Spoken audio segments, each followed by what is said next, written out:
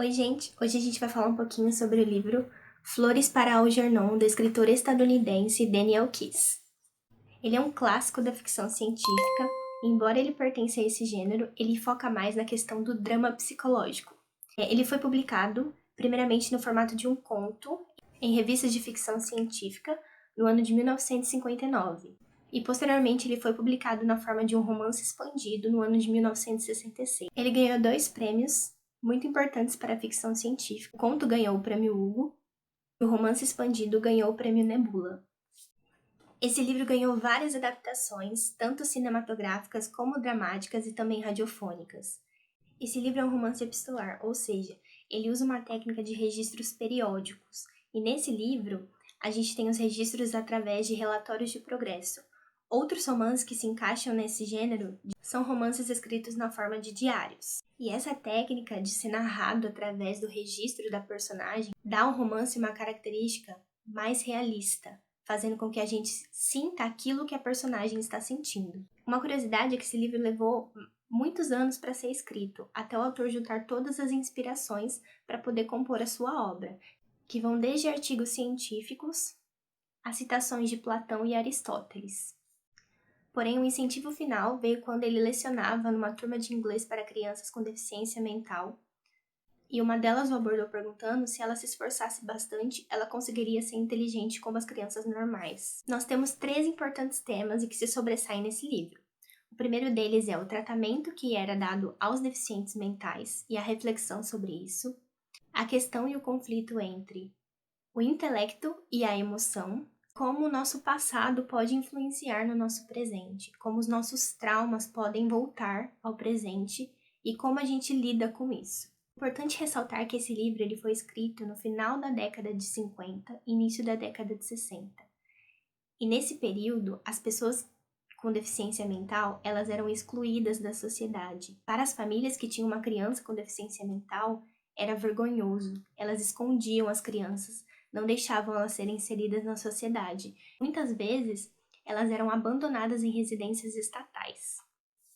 Em Flores para Algernon, nós temos a história de Charlie, um homem de 32 anos que tem um QI de 68, devido a uma doença chamada fenilcetonúria que não foi tratada quando ele nasceu. O sonho do Charlie é se tornar uma pessoa inteligente, porque ele acredita que se tornando uma pessoa inteligente, ele vai conseguir mais amigos, ele vai conseguir discutir as coisas do mundo, ele vai conseguir que as pessoas aceitem mais ele. O Charlie trabalha numa padaria, fazendo alguns serviços como entrega, carregando sacos de farinha, serviços manuais. E nessa padaria tem várias pessoas, e geralmente essas pessoas, elas acabam zombando do Charlie devido à deficiência dele. Só que ele não vê isso. Ele não enxerga que as pessoas estão zombando dele. Ele acha, na verdade, que essas pessoas são amigas dele, que elas estão dando risada com ele e não dele.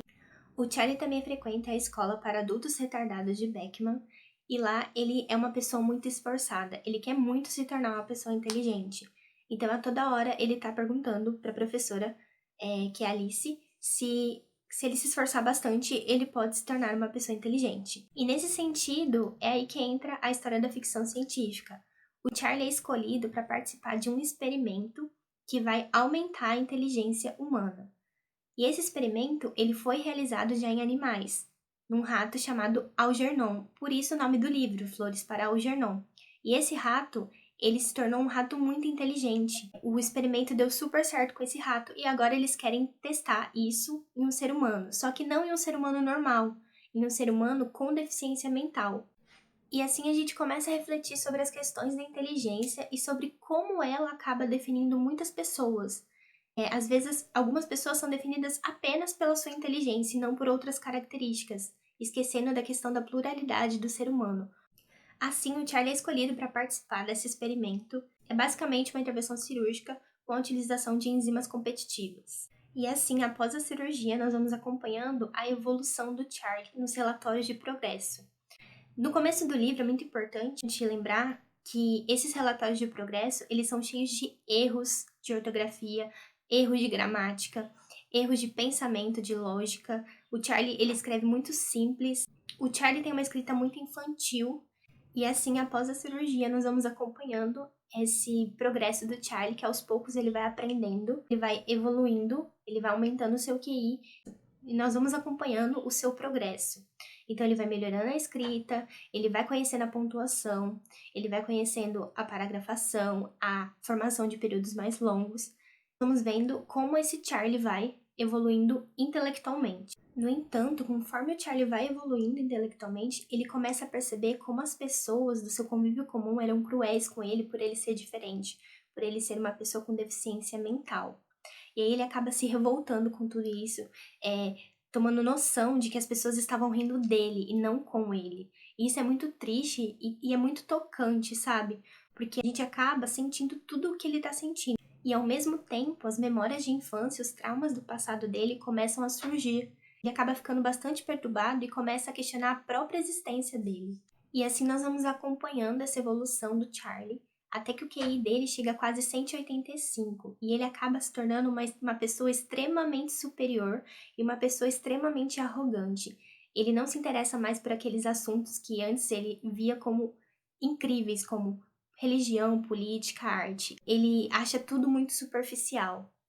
E ele passa a questionar inclusive os próprios pesquisadores, dizendo que eles se passavam por gênios, mas na verdade eles eram fraudes, que eles conheciam as coisas apenas superficialmente. Nesse sentido, ele acaba se isolando e se tornando uma pessoa solitária, porque ele perde seus amigos da padaria, que esses amigos dizem que ele não é mais o Charlie de antes, que ele se torna uma pessoa totalmente diferente e que eles não aceitam mais o Charlie, fazendo com que ele seja demitido da padaria. Isso nos convida a refletir de que a inteligência em si, ela não define quem uma pessoa é. Que para nos entendermos como seres humanos, nós temos que lembrar que, antes de tudo, nós somos seres sentimentais, que nós precisamos do afeto e do olhar do outro. E de que nada adianta toda a inteligência do mundo se a gente não tem a dose certa do afeto e do amor. E assim, o próprio Charlie passa a refletir na sua solitude a importância dos sentimentos humanos, para a gente não se tornar uma pessoa arrogante, uma pessoa soberba. E ele fala assim, essa é uma citação muito bonita no livro, porque é quando ele realmente entende que a inteligência em si não é tudo. E ele fala assim, ó: "Não me entendam mal, eu disse, inteligência é um dos maiores presentes humanos, mas muito frequentemente a busca por conhecimento exclui a busca por amor. Inteligência sem habilidade de dar ou receber afeto leva a um colapso mental e moral, para a neurose, possivelmente até para a psicose. E digo que a mente absorvida e envolta em si mesma, como um fim autocentrado a ponto de excluir relações humanas, só pode levar à violência e à dor." Ou seja, ele dá um soco no nosso estômago, fazendo a gente entender que nós não somos apenas um QI. Nós somos muito mais que isso, nós somos plurais, nós somos seres humanos sentimentais também. Bem, eu não posso falar muito mais coisas sobre o livro, porque senão vai acabar virando spoiler depois do que eu contei sobre o Charlie. Mas nesse isolamento dele, ele vai descobrir muitas coisas, e muitas memórias dele vão retornar, e várias outras coisas vão acontecer. E esse livro ele se torna cada vez mais interessante conforme a gente vai lendo. E só o que eu posso dizer é que chega um momento da narrativa em que o Algernon começa a apresentar padrões de comportamentos erráticos. E aí vai ocorrer uma reviravolta muito grande no livro. Que se eu contar aqui vai virar spoiler. E eu não quero estragar a leitura, eu quero que você leia sem spoiler, assim como eu li sem spoiler, porque torna a leitura muito mais satisfatória e muito mais emocionante. O que eu tenho pra dizer é que esse é um livro ele é muito forte e tocante. É um livro que faz a gente questionar os limites das ações humanas diante do diferente. Nós precisamos realmente da inteligência para nos definir. Uma pessoa deficiente mental, ela não é uma pessoa por ela não ter uma inteligência, entre aspas. Esse livro nos faz entender a importância do lado emocional do ser humano, do afeto, do carinho, do amor. E é sobretudo um exercício de empatia, pois ao ser narrado em primeira pessoa, nós sentimos tudo aquilo que o Charlie sente ao passar por esse experimento. E uma curiosidade é que esse livro ele começa em março e ele termina em novembro. E se a gente contar, são 9 meses. E 9 meses é o período da gestação humana. Talvez seja uma metáfora sutil do autor para entender que o nosso processo de geração humana é natural. E talvez essa metáfora seja um questionamento de nós, seres humanos, enquanto seres inteligentes, enquanto avanço de ciência e tecnologia, nós devemos, com o conhecimento que nós temos, melhorar uma pessoa, melhorar o intelecto de uma pessoa. E essa é uma das questões éticas levantadas pelo livro que eu fiquei pensando muito, sabe? Enquanto seres humanos que estão avançando em tecnologia e avançando em melhoramento genético e avançando em vários melhoramentos de tudo, a gente deve usar isso também para criar super-homens, para criar seres humanos super inteligentes? O que isso pode levar?